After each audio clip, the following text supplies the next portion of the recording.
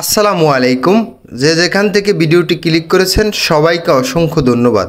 আজকের ভিডিওতে আমরা আলোচনা করব রাশিয়ার ওয়ার্ক পারমিট সম্পর্কে, বিস্তারিত তুলে ধরব এই ভিডিওতে এবং আপনাদের গুরুত্বপূর্ণ যে কমেন্টসগুলো রয়েছে সেগুলোর উত্তর দেওয়ার চেষ্টা করব। অবশ্যই ধৈর্য সহকারে পুরো ভিডিওটি দেখবেন।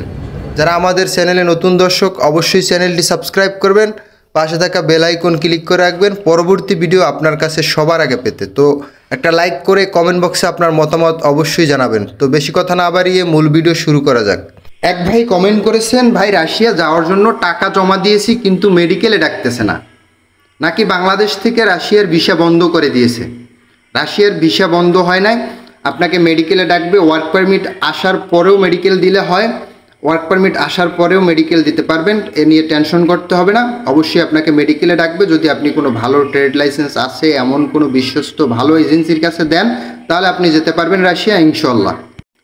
আর এক বড় ভাই কমেন্ট করেছেন যে আমার কাছে রাশিয়ার একটা কাগজ আসছে, কোম্পানির কাগজ আসছে, সেই কোম্পানিতে সেখানে শর্ত লেখা আছে যে কোনো সময় আমাকে নোটিশ দিয়ে কাজ থেকে বের করে দিতে পারে। সেখানে গিয়ে যদি আপনি কাজ করেন তাহলে আপনি বের করার কোনো প্রশ্নই ওঠে না। আপনি যদি সেখানে গিয়ে কাজ না করেন, বসে থাকেন, তাহলে আপনাকে বের করে দিতে পারে। এটা হলো তাদের শর্ত লেখা থাকে। আপনি যদি কাজ করেন, আপনাকে কাজের জন্য সেখানে আপনাকে এত দূর থেকে তারা নিচ্ছে কেন? কাজের জন্য। যদি আপনি কাজ করেন সেখান থেকে আপনাকে বের করার দেওয়ার কোনো প্রশ্নই ওঠে না।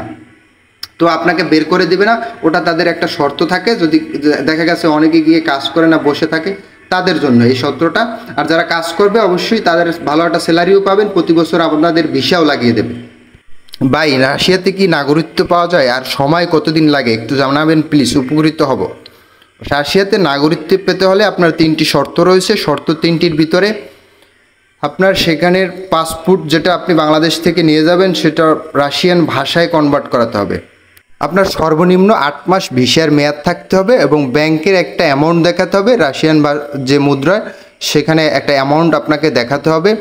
তাহলে আপনি রাশিয়ার নাগরিকত্বের জন্য অ্যাপ্লাই করতে পারবেন এবং অ্যাপ্লাই করলে আপনি নাগরিকত্ব পেয়ে যাবেন। একটু সময় হয়তো 6 মাস, 8 মাস, 7 মাস, 1 বছর সময় লাগতে পারে। মূল কথা হলো গিয়ে আমরা তো রাশিয়াতে কাজের জন্য যাচ্ছি, তো সেখানে আমরা যাওয়ার সাথে সাথেই আমাদের থেকে এত টাকা সম্ভব নয় দেখানো।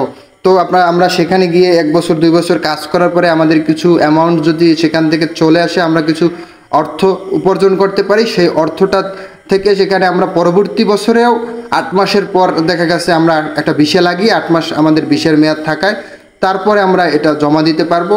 একটু লেট হতে পারে কারণ আমরা বাংলাদেশ থেকে টাকা নিয়ে তো আর সেখানে আমরা অ্যামাউন্ট দেখাবো না, সেখানে কাজ করে তারপরেই দেখাবো। তো রাশিয়াতে বর্তমানে অর্থনীতির চাকা ঘুরেছে। রাশিয়ার বর্তমানের সুযোগ সুবিধা এবং চাহিদা ভালো রয়েছে। রাশিয়াতে বিভিন্ন ধরনের দেশ থেকে বিভিন্ন লোক, যেমন পাকিস্তান, ইন্ডিয়ান, এরপরে মাসরি, মিশরি, বিভিন্ন দেশ থেকে কিন্তু লোক এই রাশিয়াতে আসছে এবং বিভিন্ন দেশ থেকে তারা ওয়ার্কার নিচ্ছে কাজের জন্য। কারণ তাদের দেশে যুদ্ধ চলতেছে, যুদ্ধের কারণে তারা তাদের দেশের ভিতরেই তাদের নিত্য প্রয়োজনীয় জিনিস, এরপরে অন্যান্য যে জিনিসগুলো রয়েছে সেটা উৎপাদন করতে হচ্ছে এবং সেজন্য কাজের লোকের চাহিদা রয়েছে রাশিয়াতে। এবং রাশিয়ার অর্থনৈতিক চাকা ঘোরার কারণেও বিভিন্ন দেশ থেকে লোক নিচ্ছে এবং রাশিয়াতে আসলে আপনার অন্যান্য যে মিডিল ইস্টগুলো রয়েছে সেই মিডিল ইস্টের থেকে অনেকটা ভালো হবে। ইউরোপের কথা বাদ দেন, ইউরোপের তো আরও বেশি ভালো হয়, এর চেয়ে আর কি মিডল ইস্টের চেয়ে অনেকটা ভালো হবে রাশিয়াতে আসলে। রাশিয়াতে আসার পরবর্তীতে আপনারা এখানে সুযোগ সুবিধাও নিতে পারবেন। কারণ রাশিয়াতে একটা পৃথিবীর সবচেয়ে বিশ্বের বড় এবং বৃহত্তম একটা দেশ।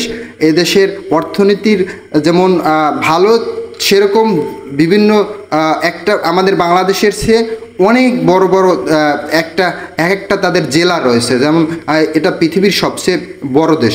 এখানে কনস্ট্রাকশন সাইডে কাজ করতে পারবেন, বিভিন্ন ধরনের ফ্যাক্টরি রয়েছে, নিত্য প্রয়োজনীয় যে জিনিসগুলো তৈরি হয় সেখানে কাজ করতে পারবেন। এরকম আর কি বিভিন্ন ধরনের কাজ আপনারা করতে পারবেন। তো রাশিয়াতে বর্তমানে আপনারা যদি যেতে চান তাহলে ভালো কোনো এজেন্সির মাধ্যমে যাবেন এবং সরকারি ট্রেড লাইসেন্স আছে, নিজের হাতে টাকা জমা দিবেন, কারো কোনো দালালের হাতে নয়। কারণ দালাল থেকে আপনারা অবশ্যই সাবধান থাকবেন। দালালের হাতে যদি টাকা জমা দেন দালাল আপনার টাকা মেরে দিতে পারে এবং দালাল চক্রগুলো রয়েছে যারা আপনার টাকা নিয়ে নিজের ফ্যামিলি চালায় এবং নিজে বাড়ি করে জায়গা জমি রাখে। এটা আসলে আপনি নিজে গিয়ে সেখানে সরাসরি ট্রেড লাইসেন্স আছে এমন কোনো জায়গায় একটা জমা দিবেন। তো প্রিয় দর্শক, আজকের ভিডিও এ পর্যন্তই। দেখা হবে নেক্সট কোনো একটা ভিডিওতে। যদি ভিডিওটি ভালো লাগে অবশ্যই চ্যানেলটি সাবস্ক্রাইব করবেন, পাশে থাকা বেল আইকন ক্লিক করে রাখবেন পরবর্তী আপডেট পেতে। একটা লাইক করে কমেন্ট বক্সে আপনাদের মতামত জানাবেন, আপনারা কি জানতে চান।